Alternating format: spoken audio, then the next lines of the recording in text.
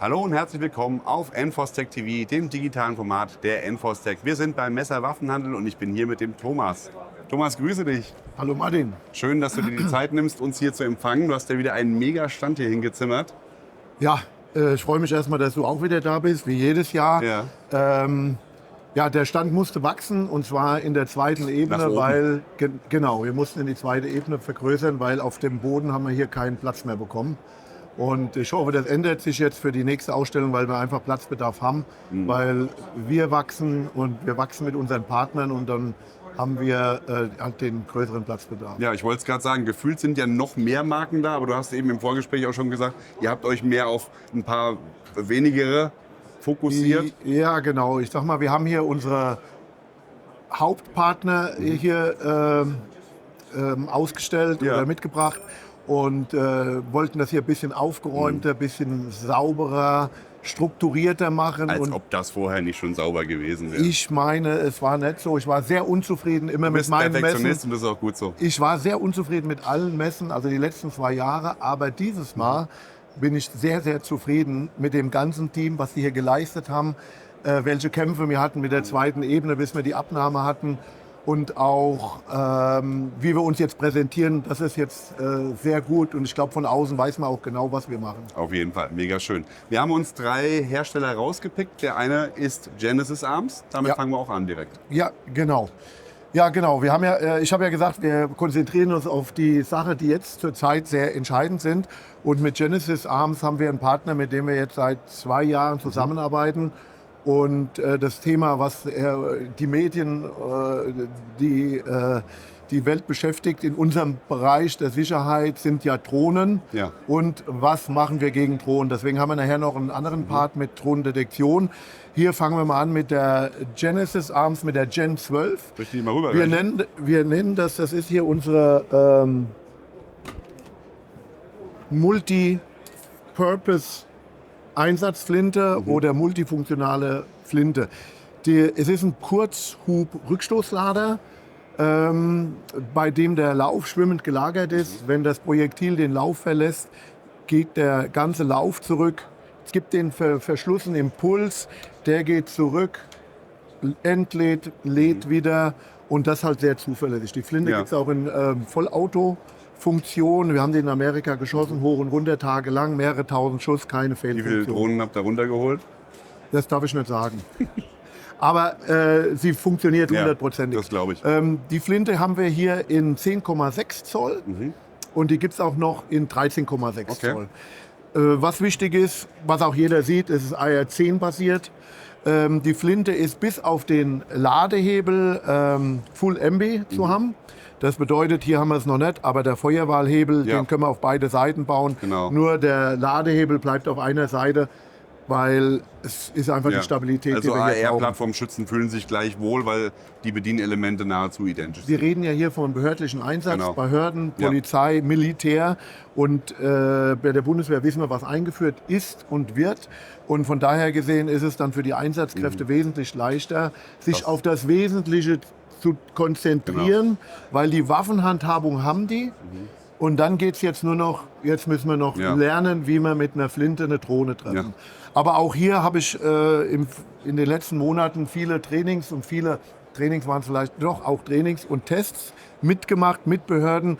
Und ich muss sagen, die werden immer besser Cool. und ich bin schon angenehm überrascht, wie schnell die das dann schon mitbekommen. Auch wenn das jetzt höhere Ebenen waren, die dort zugange waren, haben die das sehr gut hinbekommen. Und vor allen Dingen, was ich auch ganz gut gerne beobachtet habe, ist, dass die Röhrenflinten, wenn wir mit Genesis kommen, relativ schnell in der Ecke stehen. Und das ist natürlich folgendem geschuldet. 10-Schuss-Magazin sieht natürlich wahnsinnig groß aus. Ja, Ja. sehr imposant. Und ein 5-Schuss-Magazin. Kompakt? Genau, demnächst gibt es noch ein 7-Schuss-Magazin und 15 Schuss Trommelmagazin. Die Flinten generell, wir haben ja hier neben noch 2 andere Flinten stehen, Breaching-Flinten, da kommen wir gleich dazu. Ich kann aber hier schon mal vorab sagen, alle Flinten von Genesis Arms bis auf die 5 Zoll Super Short Variante fürs Breachen haben ein 1276er Patronenlager. Ja. Die kurze hat ja nur einen 5 Zoll Lauf und dann sind wir dann bei 2,75 Zoll fürs Patronenlager, also bei 1270. Mega gut. Damit können wir aber trotzdem alle Breaching-Munition, die Ja. es hier üblicherweise gibt, benutzen. Was hier natürlich ganz wichtig ist dabei, Genesis Arms macht das Thema auch schon sehr lange, die haben auch eine eigene Patrone entwickelt. Die wird bei Federal gefertigt, nach dem Rezept und den Erkenntnissen, die Genesis Arms in Amerika mit dem Training und der Entwicklung mit den Spezialeinheiten zusammen, also nach diesem Rezept, was sie rausgefunden haben. Die Munition, die wir haben, die ist ein Wolfram-Projektil, 42,5 Gramm Ja. Ladung und hat ein Special Wad, also der Becher, wo das drinne liegt, der sehr lange zusammen mit den Projektilen, nachdem es den Lauf verlassen hat, zusammenbleibt und sich erst nach 10, 15 Meter trennt. Okay. Und dadurch bekommen wir eine sehr gute Deckung in einem Ziel. Die Munition, die Federal für uns herstellt, haben wir getestet im Vergleich mit anderen Munitionen, auch mit Wolfram geschossen, geladen. Und die Deckung mit unseren Projektilen ist eigentlich viel besser. Ist viel besser. Und wir haben auch eine andere Projektilgröße, sodass wir einfach mehr Energie mit einer höheren Geschwindigkeit ins Ziel bringen. Und das ist einfach dann notwendig, um Drohnen Ja. zu zerstören Na klar. und flugunfähig zu schießen.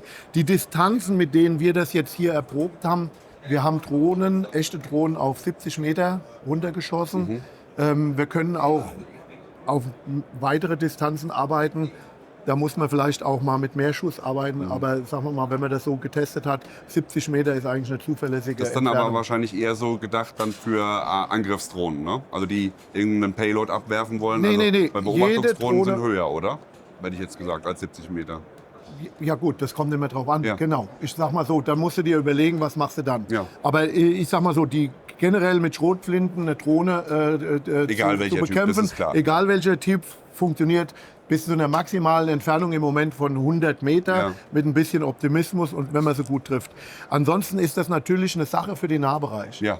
Und das ist eigentlich militärisch entscheidend, aber im Endeffekt ist es ja so, eine Drohne will ja irgendwo hin. Ja. Wenn sie jetzt nur beobachtet, dann können wir davon ausgehen, die ist 400, 500 Meter Ja. hoch. Dann machen wir gar nichts, ist aber vielleicht keine Bedrohung. Genau. Ja.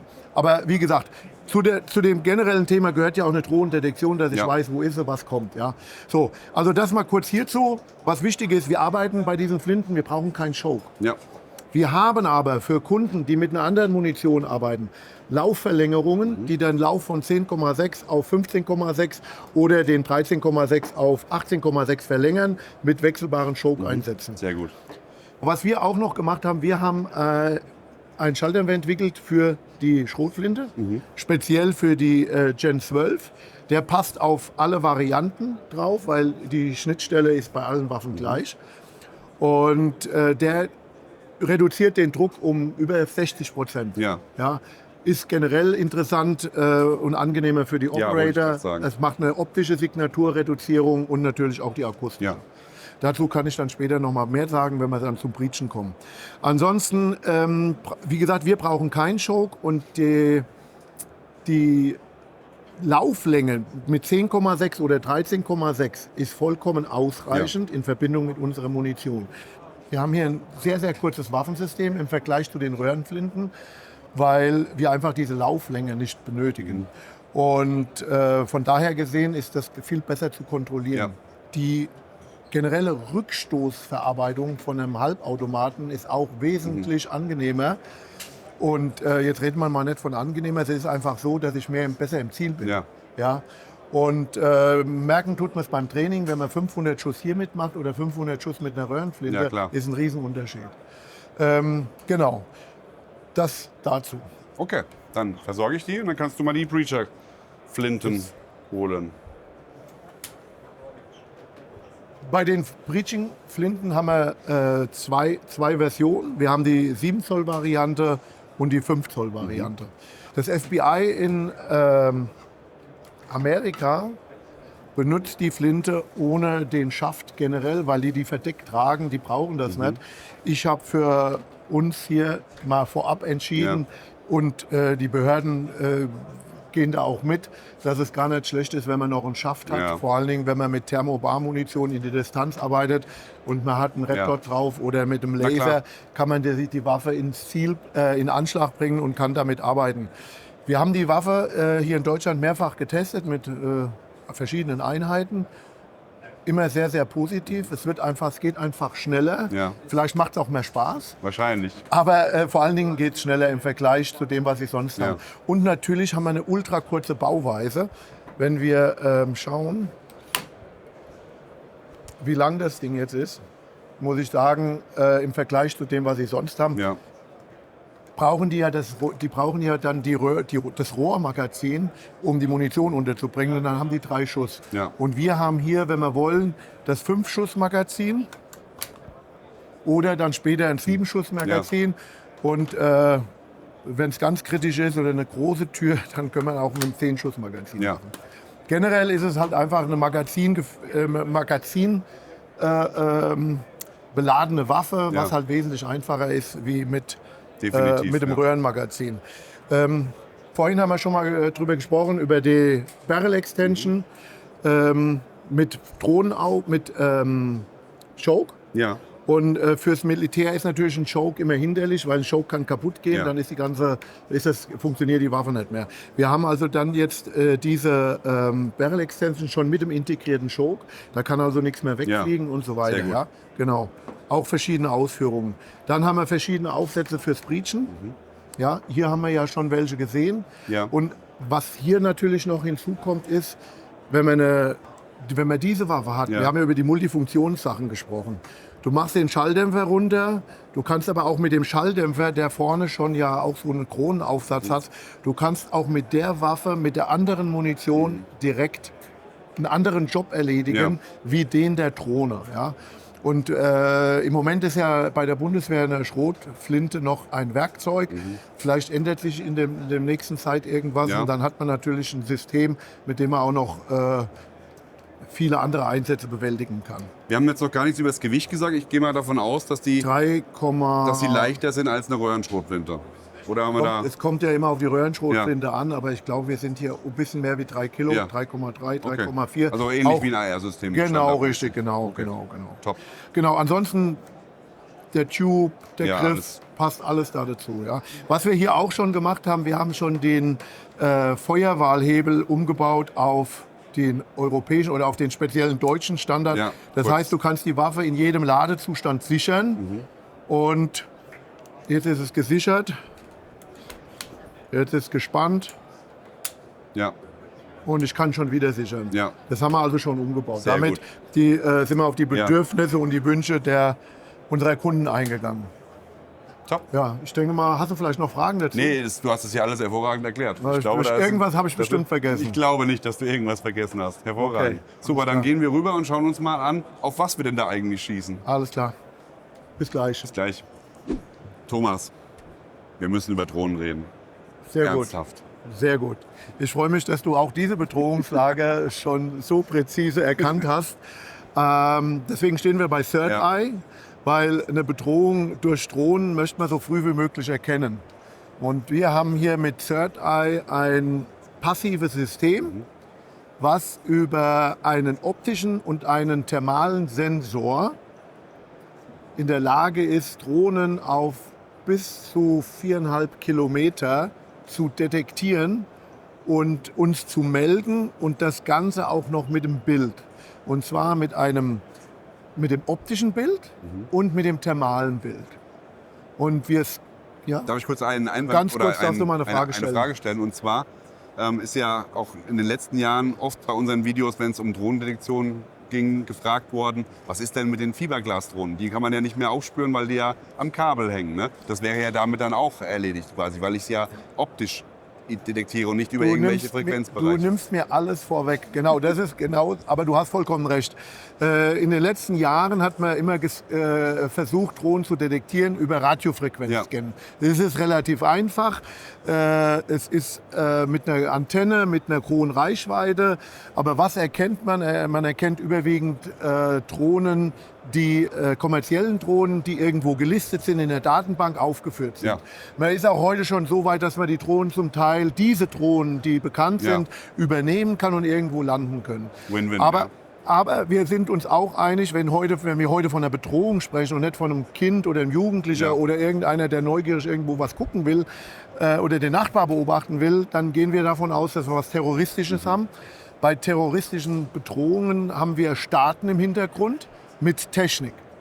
Und haben wir Spionage, dann haben wir auch Staaten im Hintergrund mit Technik.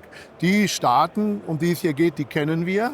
Und dem will man begegnen. Ja. Und das ist im internationalen Umfeld, wird über Radiofrequenzscannen überhaupt nicht mehr gesprochen. Ja. Das ist vielleicht ein kleines Add-on, weil man am Flughafen keine Kinder haben will, die mit Drohnen rumfliegen. Genau. Da hat es auch seine Berechtigung.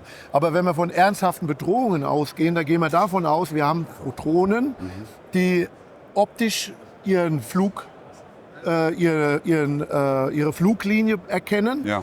Oder sie sind, wie du sagst, die sind an einem Fiberwire geführt. Und das geht heute bis über 40, 50 Kilometer. Wahnsinn, ja, in der Ukraine sieht man das. Ja. Und dann kann man mit diesen Systemen überhaupt nichts mehr machen. Das bedeutet, diese Systeme, die ja zum Teil noch von den Behörden gekauft werden, was ich überhaupt nicht verstehen kann, die bieten nur eine trügerische Sicherheit. Und ich kenne zig Fälle, wo die Behörden ausgerückt sind, wollten irgendwas finden und was scannen. Zum Schluss haben sie die Drohne gesehen, Dann war's. aber nein, die haben die Drohne gesehen, aber der RF-Scanner, der war nicht da. Ja. Und jammen konnten sie dann auch nicht. Und das ist ja einfach das System, was wir haben. Über die optische und thermale Sensorik erkennen wir Drohnen auf eine Distanz. Wenn wir eine Flächendrohne haben, ich sage jetzt mal eine russische Drohne, eine Shahed oder aus dem Iran eine gebaute, die erkennen wir auf 4,5 Kilometer. Und wir bekommen dann dazu über unseren Laptop ein Bild geliefert, aus welcher Richtung sie kommt, circa Entfernung Ja. und den Winkel, wo sie sich befindet. Ja. Und in verschiedenen Modis kann ich dann die Drohne verfolgen auf meinem Computer. Aber um das erstmal nochmal da kommen wir später nochmal dazu, wir müssen erstmal gucken, wir haben hier ein Gerät, die Medusa X, die wiegt 15 Kilo. Ja. Hast du im Rucksack mit dem Tripod oder du hast sie in der Kiste. Ja. Du brauchst 10 Minuten, um das System in Betrieb zu nehmen. Und diese 10 Minuten sind dafür da, den Tripod aufstellen, die Kabel verbinden, den Laptop hochfahren und das System kalibriert sich. Beim Aufbau muss man nur eins machen. Man muss den Griff nach Norden ausrichten und hier wie die Libelle in die Mitte vom Kreis bringen, wie bei einem Baulaser. Ja. Und dann sind wir einsatzbereit. Und jeder Laie kann das System bedienen. Und wir Du brauchst sind, keine Trainings daran. du brauchst keine Training, weil wir erkennen, aha, da ist ein Pfeil, da kommt's her, den Winkel hat's. So sieht's aus, weil ich ja Bilder geliefert kriege, ein optisches Bild, also ein Foto und das thermale Bild. Ja? Und das funktioniert, ist unterstützt von der KI über Pixelerkennung. Das heißt, vom System her, wir erkennen die Drohne schon in 6, 7 Kilometer erkennen wir schon was.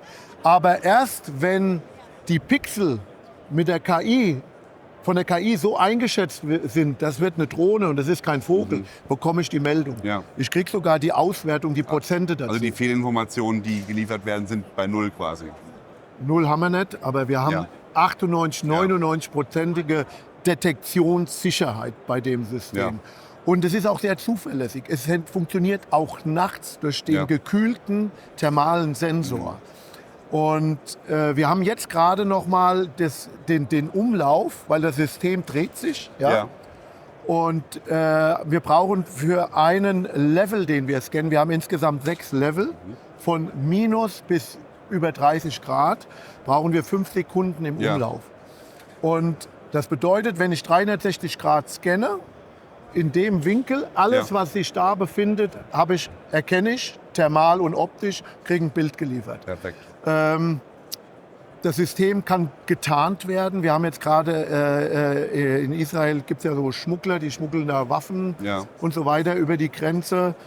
Und die sind genauso weit dort unten, dass sie nicht mehr über Frequenz gesteuert sind, sondern über andere Techniken und entsprechend nicht mehr sichtbar sind für RF-Scanner. Aber hiermit haben wir sie detektiert. Perfekt. Ja. Dazu gibt es Folgendes. Die Systeme kann man, wenn man jetzt eine größere Fläche abdecken will, hintereinander schalten. Also ich habe einen Laptop und ich kann da bis zu 8 oder 10 Systeme verteilen in meinem Bereich, den ich überwachen will. Das bedeutet, ich detektiere schon sehr früh aus einer bestimmten Richtung alles, was da kommt.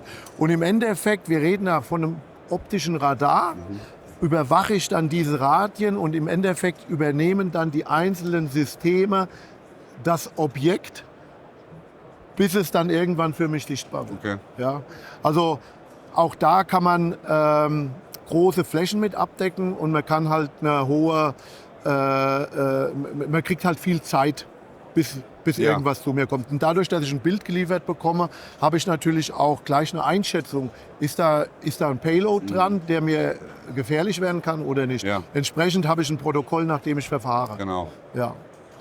Wind und Wetter macht dem System überhaupt nichts. Wir haben ein Saphirglas. Selbst wenn es regnet und der Regen kommt horizontal, das perlt da dran ab. Ja. Das System ist leistungsfähig. Ja. Mega gut. Ja. Ja, dann würde ich sagen, schauen wir uns noch was an. Wir hatten es eben auch schon von Radiofrequenzen in dem Bereich. Habt ihr natürlich auch noch was? Wir haben auch noch was Neues. Wir gehen jetzt gleich zu Xilinx. Aber auch bei Xilinx haben wir was bei der Drohnendetektion hilft. Da bin ich sehr gespannt. Genau. Dann gehen wir Das einmal zeige ich rüber. dir gleich. Ja. Alles klar. Gut.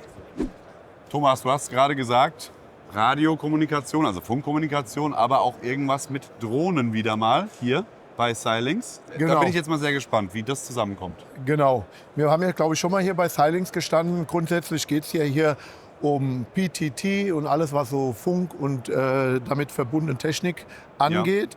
Und auch hier hat man dann in Israel Wege gefunden, noch mehr Sicherheit und einen Vorsprung gegenüber eventuellen Drohnenangriffen zu finden mit einem System, was wir hier integriert haben. Ja. Aber ich muss vorher noch mal grundsätzlich über Xilinx sagen, Ja. wir haben ja hier extra so ein großes Ohr mitgebracht, damit auch jeder sieht, das Kernstück bei den Xilinx-Kommunikationssystemen ist eine Kommunikation über ein Mikrofon im Innenohr, abgeschirmt von der Umgebungslautstärke. Ja. Habe ich gut gesagt? Hervorragend. Jawohl. Man sieht hier, wie klein das ist, sehr leicht.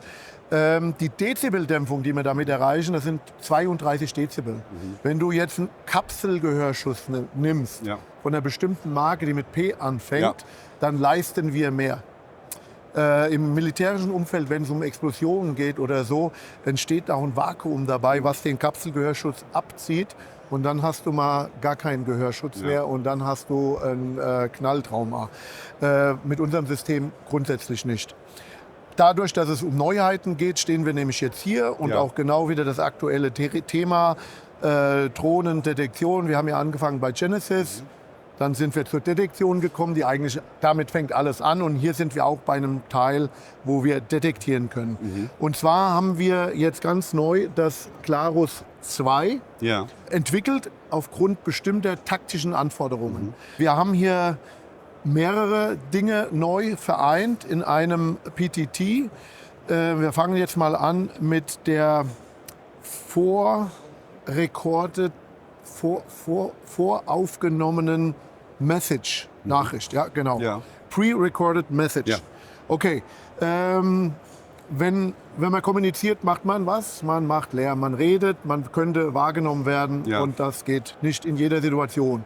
Aus diesem Grund haben wir hier die Möglichkeit, mehrere Nachrichten aufzunehmen. Jeder Operator in der Einheit nimmt seine nach dem System vorher entwickelten Nachrichten auf und kann die dann über Knopfdruck generieren und abspielen. Und jeder im Team weiß, von wem es kommt, weil es ist ja deine Stimme. Ja.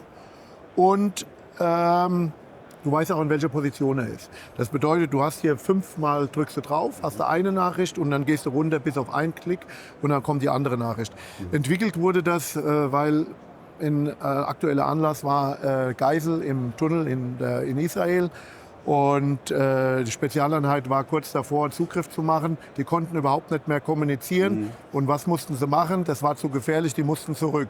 Dann sind die zu der Firma gekommen und haben gesagt, da müssen wir was machen. So, jetzt, wenn die wieder in derselben Situation sind, drücken die, ich bin da, gleich geht's los. Ja. Oder wir müssen uns zurücksetzen, absetzen oder was auch immer. Das System ist so interessant, dass schon spezialisierte Einheiten in Deutschland das auch schon gerade testen. Mega gut. Genau. Das System ist für 3 Funkgeräte ausgestattet. Also ich kann mit diesem Gerät 3 Funkgeräte steuern. Sobald ein Funkgerät einen Dualkanal hat, dann werden alle 3 Tasten benutzt. Also hier die eine, die andere und der dritte. Ja. Sobald ich nur 2 Funkgeräte benutze, habe ich diesen kombinierten Schalter, mit dem ich die Voice Message absetze, die vorrekordeten.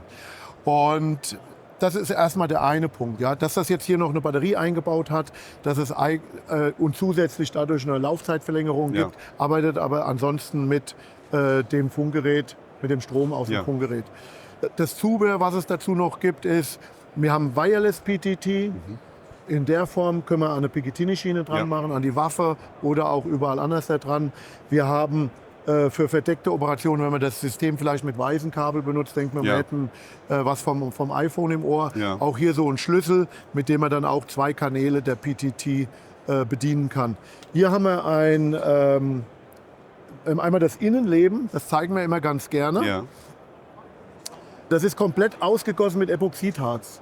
Also es ist einfach mehr wie wasserdicht. Genau, es ist mehr wie wasserdicht. In Deutschland gab es jetzt mal eine Ausschreibung, man muss ein Gerät aufmachen können zum Reparieren. Wir haben gedacht, wir bauen ein Gerät, was gar nicht kaputt geht, aber da konnte man nicht mitmachen. Ja, also so komisch sind dann manchmal die Wege.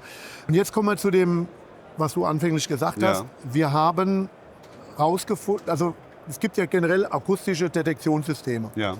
Und Drohnen haben eine spezielle Frequenz. Und nennen wir es mal Rhythmus. Und diesen Rhythmus, den hat man analysiert in, was weiß ich, wie viel Drohnen man hat fliegen lassen und hat dann herausgefunden, welche Frequenzen das sind. Und ein großes Spektrum haben sie viele verschiedene Drohnen analysiert. Und genau dieser Ton, der wird verstärkt. Das bedeutet, wenn eine Drohne kommt, hat die quasi eine akustische Signatur. Und diese akustische Signatur wird von dem System verstärkt. Dann weißt du noch nicht, wo die herkommt. Aber du hast weißt, schon mal vorher eigentlich die Awareness. Genau, also wir verstärken ja generell wir können die Außengeräusche verstärken, weil wir ja auch außen noch ein Mikrofon haben. Und hier filtern wir die Frequenzen raus und verstärken die, bevor wir sie eigentlich wahrnehmen. Das bedeutet, nur dieses Bündel Frequenz wird verstärkt und somit habe ich dann einen Vorsprung von 300, 400, vielleicht 500 Metern. Und das ist natürlich im militärischen oder auch im polizeilichen Sinne ein Riesenvorsprung. Ja, definitiv. Weil ich sehe sie noch nicht, ich höre sie noch nicht, aber hiermit weiß ich, es ist was in der Luft. Mega spannend. Ja. Thomas, ging schnell. Das ging schnell. Ja. Und ich sag dir eins, bei dir sind die Behörden gut aufgestellt, muss ich sagen. Also, das hast du schön gesagt. Danke. Ja, also guck dir die Produkte an. Ich denke, da gibt es gerade in dem Bereich... Ich habe ja schon gesagt, das ist die beste Messe, die wir bis jetzt haben. Ja. Ich bin sehr zufrieden. Und natürlich mit diesen Produkten, mit denen wir heute mit euch vor die Kamera gezogen sind, da haben wir auch sehr viel in Deutschland zu tun. Und auch in einem guten Umfeld. Und da bin ich froh und dankbar drum. Und das ist aber nur die Spitze des Eisbergs. Wer die letzten Messevideos gesehen hat, da sind noch viel, viel mehrere Marken bei dir vertreten, Thomas. Ja. Schaut es euch auf jeden Fall mal an. Wir packen euch die Links zu den Herstellern, die wir euch heute gezeigt haben, in die Videobeschreibung und natürlich auch zum Messerwaffenhandel.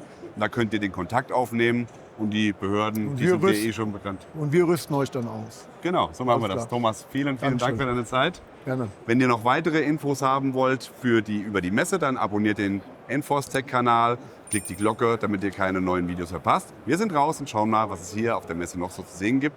Bis dann, macht's gut. Bye, bye.